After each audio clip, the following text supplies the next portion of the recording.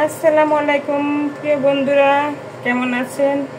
আশা করি ভালো আছেন। আলহামদুলিল্লাহ আমিও ভালো আছি। তাহলে আজকে আপনাদের সামনে একটা রেসিপি নিয়ে এসেছি, সেটা হচ্ছে গিয়ে তালের নকশি পিঠা বানাবো।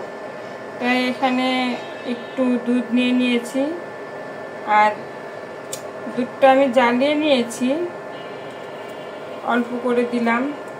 আর এখানে তাল, গাছের তাল, একদম তালের রসটা বের করে আমি ডিপ ফ্রিজে রেখে দিয়েছিলাম।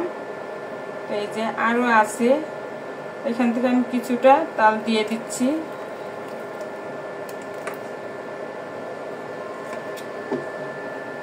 এখন এটা একটু জ্বালিয়ে নিব, তারপরে এটার ভিতরে একটু গুড় দিব বা চিনি দেই, যেটা খুশি সেটাই দেওয়া যাবে। মিষ্টি দিয়ে কথা, গুড়ের স্বাদ আলাদা, চিনির স্বাদ আলাদা, তো গুড়ও দেওয়া যায়, চিনিও দেওয়া যায়।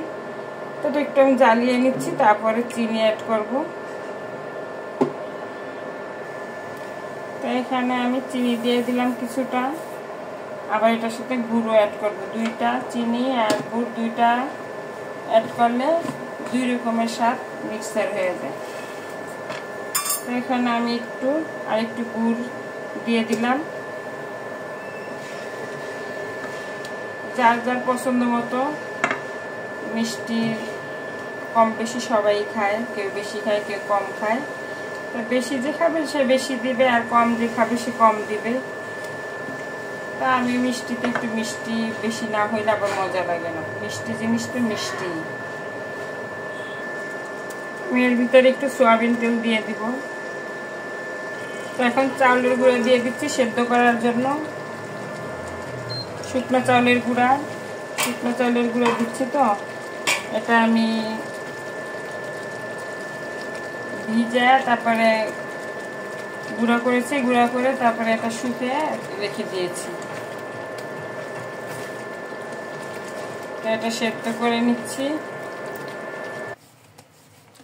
আমি কিন্তু এটা এখন একটা ডো করে নিয়েছি। এটা সেদ্ধর পরে একটু হাতের তেল লাগিয়ে এটা যদি ভালো করে মতা যায় তাহলে সুন্দর সফট একটা ডো হয়ে যাবে। এটা কিন্তু বেশি নরম না, আবার বেশি শক্তও না। যেমন আমরা রুটির জন্য কাইটা যে সেদ্ধ করি ওর চেয়ে একটু নরম হবে। তা আমি এই সাইজের করে নিয়ে নিচ্ছি, লেচি কেটে নিচ্ছি সবগুলা।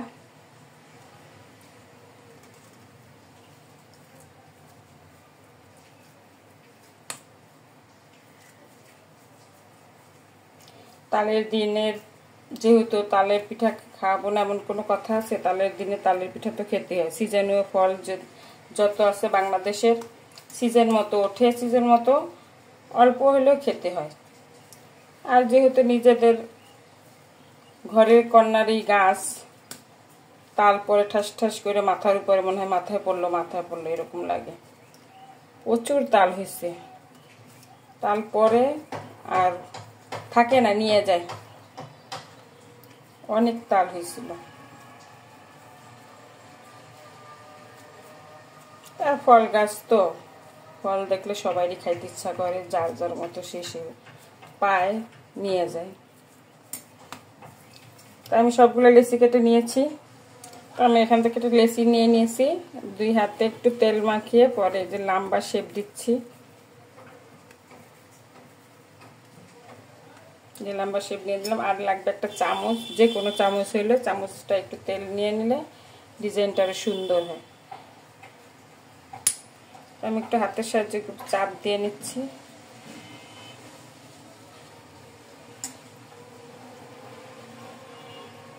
একদম সোজা।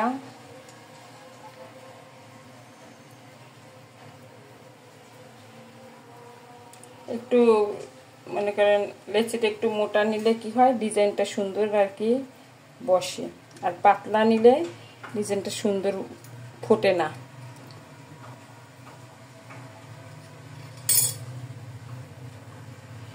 এটা হয়ে গেল পাতা সিস্টেম।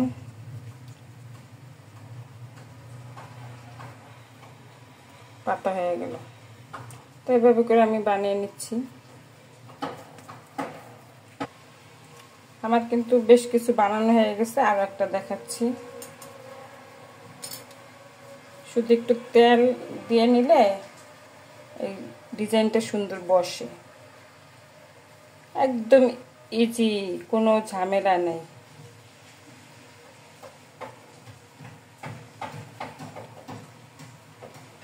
সোজা জিনিস, একটু শুধু কষ্ট করে করলেই হয়, তাহলে সবাই মিলে।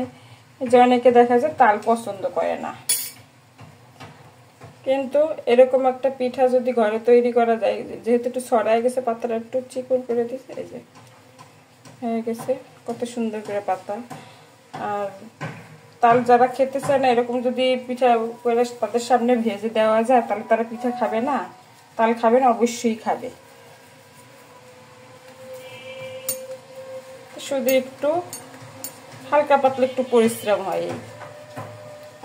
অনেক বাচ্চারাও কিন্তু তাল খেতে চায় না, আমার বাচ্চাও আছে তাল খেতে চায় না, তাই এইভাবে করে পিঠা বানায় দিলে সে আবার খায়, তেলে ভেজে দিলে সে আবার ওইটা পছন্দ করে। তো আমি এরকম করে এখন গোল একটা বানাচ্ছি, গোল শেপ, গোল ফুল দিয়ে। এটা হচ্ছে বিস্কিট ডিজাইন।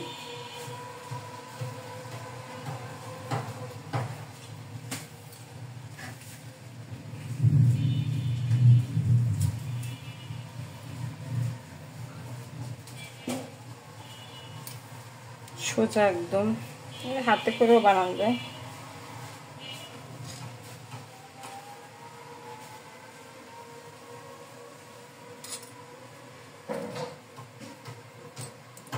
আসলে অনেকে অনেক ধরনের পিঠাই বানায়, এক একজনের হাতের জিনিস এক এক রকম, এক একজনে এক এক ডিজাইন পারে, সবাই কিন্তু এক রকমের সব কিছু পারে না। এগুলো আর একটা ডিজাইন। তো এভাবে করে আমি সবগুলো বানাই নিচ্ছি, পরে দেখাচ্ছি আপনাদের।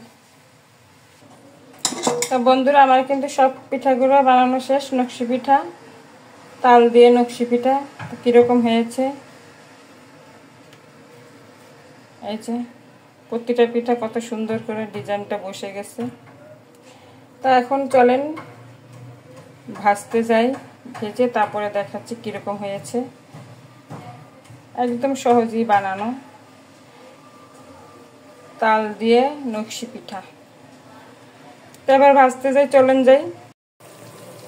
আমি ভাজা শুরু করে দিচ্ছি, এ সাইড হয়ে গেছে, আর এ সাইড উল্টে উল্টে দিচ্ছি।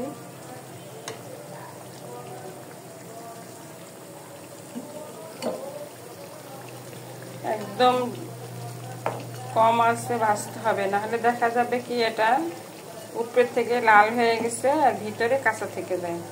যেহেতু পিঠাটা একটু মোটা সাইজের, এর জন্য একদম মিডিয়াম আছে এটা ভাজতে হবে। আর দেওয়ার সময় তেল দিতে দেখাতে ভুলে গেছি, তেলটা বেশি গরম করা যাবে না, একদম উষুম উষুম যেরকম গরম পানিটা করে ওই রকম একটু গরম করে তারপরে পিঠাটা দিলে সুন্দর মতো পিঠাটা হয়ে যায়। এই যে ডিজাইনটা নিচে দিয়ে দিছিলাম, তাতে ডিজাইনটা ফুটছে, আর উপরে দিলে কি হয়, পিঠাটা উপরের দিকে ফুইলে তারপর ডিজাইনটা নষ্ট হয়ে যায়।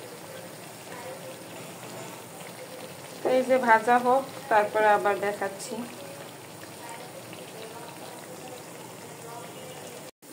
পিঠাগুলো কিন্তু হয়ে গেছে, আমি এখন তুলে নিচ্ছি। একদম খুব লাল হয়ে গেছে, যেহেতু তালটা একটু লাল, তো একটু ভাজলেই কালার তাড়াতাড়ি এসে পড়ে।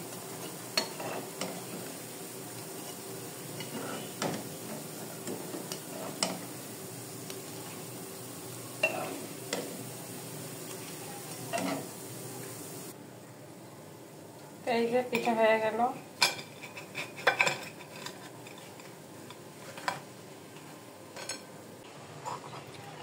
তো বন্ধুরা, পিঠাটা কিরকম হয়েছে,